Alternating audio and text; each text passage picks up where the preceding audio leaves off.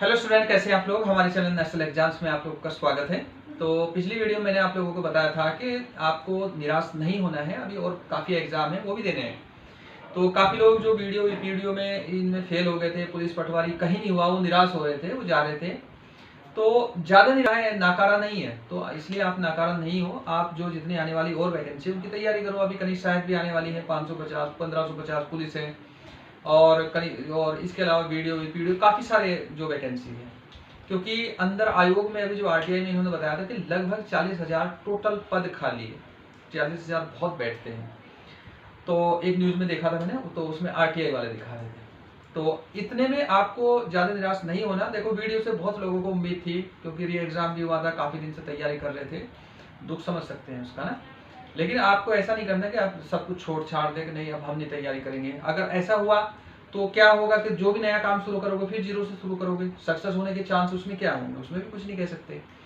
लेकिन अभी से अगर आप लगोगे इसमें, थोड़ा अपने आप को मोटिवेट करो, तो इसमें क्या होगा कि आपका अच्छी जॉब आप प्राप्त कर लोगे इसमें। अब बात कर रहे हैं आरओ एआरओ की। मैंने बोला था कि वनडे वाले बच्चों को आरओ एआरओ की तैयारी करनी चाहिए, बिल्कुल। उसका कारण है, देखो इसका कारण है इसका सिलेबस और एग्जाम पैटर्न। इसमें जो मैंने पिछली वीडियो में बताया था कि इसमें प्री मेंस होता है दोनों। प्री में क्या होगा, 100 नंबर का जीएस होगा, यही सेम यहाँ होगा। ये मैंने मेन टॉपिक लिखे हैं यहाँ। जो अंदर के टॉपिक है वो विज्ञप्ति आने के बाद डिस्कस करेंगे, कौन कौन से टॉपिक पर फोकस करना है, कौन कौन से टॉपिक छोड़ने हैं। ठीक है, ये तो 100 नंबर का जीएस होगा और सामान्य बुद्धि परीक्षण होगा इसमें, यानी कि रीजनिंग और मैथ दोनों होंगे 50 नंबर का। और इसमें जो मेरिट जाती है प्री में, तो लगभग इसे 90,000 1 लाख के करीब लोग इसे भरते हैं। ज्यादा लोग इसे भरते भी नहीं, ऐसे नहीं 3-4 लाख भरेंगे इसे, तो मान के चलो मुश्किल से 1.5 लाख भर लेंगे। और इसकी जो मैक्सिमम जो प्री की जो मेरिट जाती है जनरल की, तो जनरल की मान के चलो आप इसमें 95। ठीक है, जनरल की ऊपर नीचे हो जाएगी थोड़ी बहुत 95। ओबीसी की जो रहेगी इसमें, ओबीसी की 90 से 95 के बीच में आप मान लो कि इस बीच में रहेगी। SC ST AIWS उसके हिसाब से आप कम कर लोगे। यानी कि आपको अगर इस मेरिट में आना है, आपको प्री पास करना, तो मिनिमम 150 में से 95 नंबर लाने हैं आपको। और आसान लग रहा है क्योंकि ये जीएस भी इसका आसान होगा। जितने भी वनडे वाले बच्चे हैं वो फैक्ट रट के रहते हैं, और इसका जो जीएस आएगा वो फैक्चुअल आएगा। ठीक है, ये प्री की बात कर रहे हैं। फैक्चुअल आएगा, लुसेंट से रटोगे। 1-2 मैं बुक्स बाद में बताऊंगा, और बिल्कुल ऑथेंटिक बुक बताऊंगा। लगभग 90% आपका वहां से कवर भी हो जाएगा, कुछ मैं पढ़ाऊंगा। तो यहां से लाना आसान है। देखो 100 नंबर का ये, और ये 150 क्वेश्चन। लेकिन प्रॉब्लम क्या है, आपको यहाँ स्पीड मेंटेन रखनी पड़ेगी, क्योंकि ये इसके लिए समय आपके पास कुल 2 घंटे हो गए। 2 घंटे में आपको प्रॉब्लम हो जाएगी टाइम की। आपको टाइम मैनेज करना पड़ेगा इसमें। अगर आपने सही से टाइम मैनेज कर लिया इसमें, फिर आप इसमें वही 110 115 के आसपास अपने नंबर ले आएंगे, इसमें कोई प्रॉब्लम नहीं होगी। और देखो इसका क्या होगा, ये पूरा ऑब्जेक्टिव होगा, तो इस यहाँ वनडे वालों को कोई प्रॉब्लम नहीं, वो जीत जाएंगे। क्योंकि ऑब्जेक्टिव उन्हें थोड़ा रिटर्न में प्रॉब्लम होती है कि वो डिस्क्रिप्टिव कैसे लिखेंगे। और इसके अलावा जो रहेगा, मान लो इसका मेंस में 3 पेपर होंगे। 200 नंबर का जीएस होगा, वो भी ऑब्जेक्टिव होगा, गोला काले करने वाला होगा। मैं फिर ध्यान से बता रहा हूँ, सुनना ध्यान से। डिस्क्रिप्टिव नहीं होगा, लिखने वाला नहीं होगा, गोला काले करने वाले होंगे। और इसका दूसरा जो पेपर होगा वो हिंदी का होगा, केवल 5 क्वेश्चन लिखने हैं, उसकी मैं यहाँ प्रैक्टिस कराऊंगा। वो डिस्क्रिप्टिव होगा, लिखने वाला होगा। ठीक है, वो गोला काला नहीं करना होगा। और जो तीसरा पेपर होगा उसमें 3 निबंध लिखने होंगे, वो भी डिस्क्रिप्टिव होगा, लिखने वाला होगा। निबंध और हिंदी की टेंशन नहीं लेना, बिल्कुल। मैं लगभग 15-16 निबंध यहाँ प्रैक्टिस कराऊंगा आपको, ऑनलाइन भी ऑफलाइन भी। हमारी 2 क्लासेस चलती है, ऑनलाइन भी ऑफलाइन भी। ऑफलाइन करना चाहो तो मैं देहरादून के आसपास रहता हूँ, वहाँ आप कर सकते हैं। और ऑनलाइन चाहो तो यूट्यूब पे ऐसे ही आपको मिलेगी, सेम क्लासेस मिलेगी, कोई इतना बहुत ज़्यादा अंतर नहीं रहेगा। ऑफलाइन में फ़ायदा ये रहेगा कि आप काउंटर क्वेश्चन पूछ सकते हैं, डायरेक्ट निबंध दिखा सकते हैं, या कुछ और चीज़ पूछनी हो डायरेक्ट पूछ सकते हैं। बस ऑफलाइन में ये फ़ायदा है। और ऑफलाइन का बस ये है कि आपको फीस पे करनी पड़ेगी, ऑफलाइन करेंगे, नहीं तो ये डायरेक्ट ऑनलाइन चल ही रहा है। ठीक है, ये तो हो गया एग्जाम पैटर्न। अब बहुत सारे बच्चे कंफ्यूज हो रहे थे कि हम इसे पढ़ें ना पढ़ें, क्या करें अब, क्योंकि आगे नई वैकेंसी है। जो सबसे पहले वैकेंसी जहां तक उम्मीद है यही आने वाली है, आरओ एआरओ। 20 अगस्त तक का इन्होंने टाइम दिया हुआ है कि हम 20 अगस्त तक दे देंगे। इसमें कुछ नई पोस्ट ऐड कर रहे हैं वो। अब देखो इसमें क्या है कि ये मतलब 50-100 का नंबर का तो जीएस, और 50 का कुल होगा 150 150। तो अगर आपको इसमें से मिनिमम 100 नंबर लाने, तो मेरिट में आने के लिए आप टारगेट बनाओगे कम से कम मेरे 100 नंबर तो होने ही चाहिए, हर हाल में मैं 100 नंबर लाऊंगा। और ग्रुप सी से हटके जो आप लोग तैयारी कर रहे थे, उसमें हटके केवल एक तो ये है, यहाँ ये अलग है, थोड़ा साइंस अलग है, कंप्यूटर तो चूंकि तुम्हें वहां भी पढ़ा है, और यहाँ क्या है, सामान्य बुद्धि परीक्षण, यानी कि रीजनिंग भी वहां पढ़ी है लेकिन थोड़ा सा मैथ पढ़ना पड़ेगा। कुछ बच्चों के कमेंट आ रहे थे कि हम आर्ट साइड वाले हैं, हमसे नहीं मैथ आता। बिल्कुल जीरो से मैथ की क्लास चलेंगे। जैसे ही ये नोटिफिकेशन आ जाएगा तो मैथ की क्लास प्री तक रहेगी कंटिन्यू, और बीच बीच में कोशिश करूंगा कि ऑनलाइन ही एक हमारा टेलीग्राम जो ग्रुप बनाया हमने अभी, तो उसमें टेस्ट सीरीज दे देंगे आपको, वो बिल्कुल फ्री रहेगी, कोई नहीं, पैसा नहीं लेना उसका, ठीक है। तो मैथ और रीजनिंग बिल्कुल जीरो से कराएंगे आपको, बिल्कुल कैलकुलेशन 1 2 3 तक जोड़ना सिखाएंगे, और उसके बाद फिर एडवांस ये आप प्रैक्टिस करके अपनी स्पीड बढ़ा लोगे। तो ये चीज नहीं है और ये चीज नहीं है आप लोगों के लिए। यहाँ इसमें ये सामान्य विज्ञान है और यहाँ है ये मैथ है इसमें। अब देखो अंदर के टॉपिक मैं अभी नहीं बता रहा, उसको बाद में किसी दिन डिस्कस करेंगे, क्योंकि सामान्य विज्ञान बहुत बड़ा हो गया। तो इसमें क्या है कि सामान्य विज्ञान का मतलब सामान्य ही विज्ञान होगा, मोटा मोटा विज्ञान होगा, हाई स्कूल के लेवल का, वो भी प्रैक्टिकल विज्ञान आएगा इसमें, ठीक है। ये फिजिक्स भी आएगा, भौतिक विज्ञान भी आएगा, रासायनिक विज्ञान भी आएगा, जीव विज्ञान भी आएगा, और इसमें साथ साथ पर्यावरण के भी क्वेश्चन होंगे। तो इसमें ज्यादा घबराने की जरूरत नहीं, इसकी कंटिन्यू क्लासेस शायद थोड़े दिन बाद ही मैं शुरू कर दूंगा इसकी क्लासेस, और बिल्कुल टू द पॉइंट पढ़ेंगे, कोई फालतू फालतू कुछ नहीं पढ़ेंगे, ये आपका यहाँ से कवर हो जाएगा, ठीक है। कंप्यूटर आप लोग पढ़ ही रहे हैं, ठीक।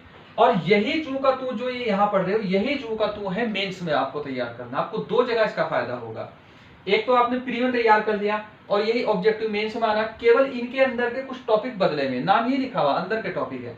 जैसे यहाँ ये सामान्य विज्ञान, इसमें सामान्य विज्ञान है केवल, लेकिन मेंस में जब पढ़ोगे इसमें AI आर्टिफिशियल इंटेलिजेंस पढ़ना पड़ेगा, IT पढ़ना पड़ेगा, इंफॉर्मेशन टेक्नोलॉजी।